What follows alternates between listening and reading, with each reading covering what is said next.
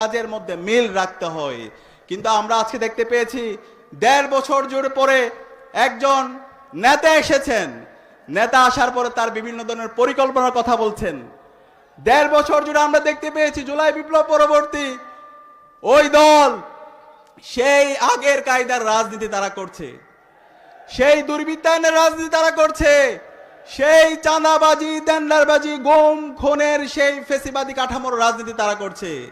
তাদের মধ্যে কোনো সংস্কার নেই। যেই সংস্কার করার জন্য জুলাই বিপ্লবে শহীদদের জীবন দিয়েছে তার কোনো পরিবর্তন আমরা ওই দলের মধ্যে দেখতে পাই না। আমরা দেখতে পেয়েছি ওই দল নিজেদের মধ্যে অন্তর্কুণ্ডলে তারা ডাবল সেঞ্চুরি করেছে। যেই দল নিজেদের দলের নেতা কর্মীদেরকে অন্তর্কুণ্ডলে মেরে ফেলে সেই দলের হাতে কিভাবে একটা রাষ্ট্র নিরাপদ হতে পারে? সুতরাং আমরা অনুরোধ করব ওই দলের নেতৃবৃন্দকে, আপনারা এই গুন্ডাদেরকে সামলান।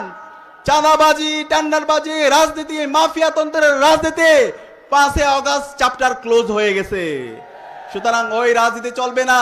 ইতিমধ্যে ছাত্ররা জানিয়ে দিয়েছে তাদের অবস্থান। আপনাদের যে